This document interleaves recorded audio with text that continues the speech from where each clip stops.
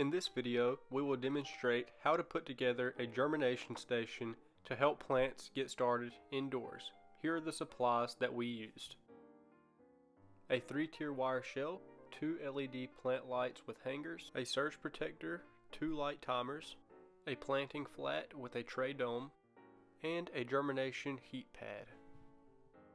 Let's start by setting up our shelf. We followed the instructions for assembly for our 3-tier shelf, and all we needed was a measuring tape to get the height of the levels where we needed them. We put the bottom shelf as low as it could sit on the frame and the top shelf as high as it would sit on the frame. The middle shelf has 12 to 13 inches of clearance between the top and bottom shelf. This distance is very important because we want our lights to hang 6 inches above our transplants. Step 1 is now complete. Now that our shelf is ready, we can set up the lights. Grow lights are different from normal lights because of their PAR value, or photosynthetic active radiation value. This is basically the type of light it produces, closest to what the sun produces. A good grow light will have a chart like this one and show you that it has light value from the blue spectrum all the way to the infrared spectrum.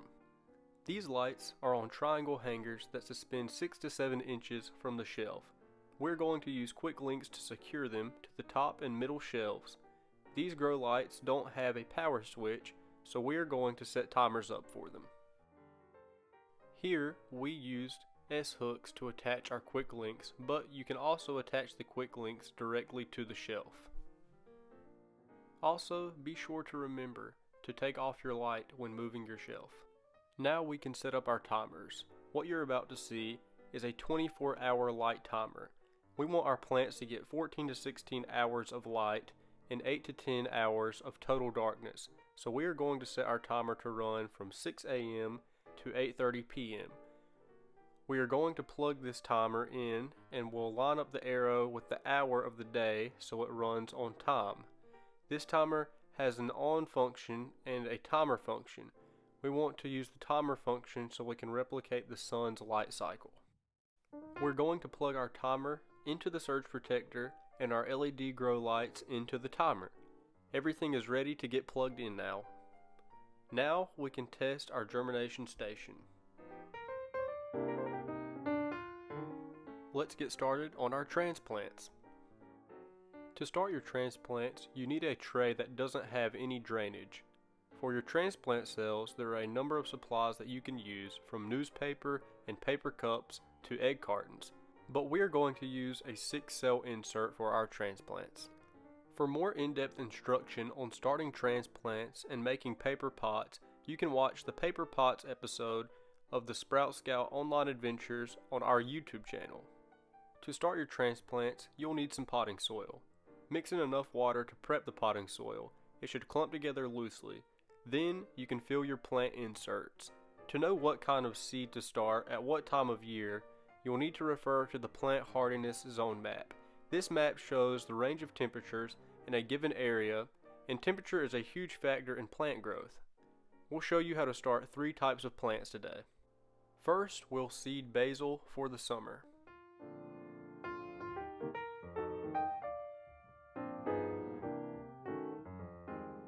Next, in a new insert, we will start kale and lettuce. These are typically grown in the spring or fall. Finally, we're going to use this food container to start microgreens. We're going to use arugula seed. Microgreens grow for a short period of time, so you can densely plant this container. If you would like additional instruction for, or materials to get started, growing microgreens and herbs, check out our website to request a Grow at Home kit. Now it is time to see everything set up inside. We will set up the germination pad for the summer transplants. Summer transplants usually need higher temperatures in order to germinate, typically between 80 and 85 degrees Fahrenheit. Set the temperatures based on the suggested degree from your seed packet and place the transplant insert with the temperature gauge into the tray. Then place the tray on the mat under the grow light. Most spring and fall transplants won't need a heating mat, so these transplants and the microgreens will go in a separate tray under the second grow light. In 4 to 6 weeks, the transplants will need to spend a few hours at a time outside.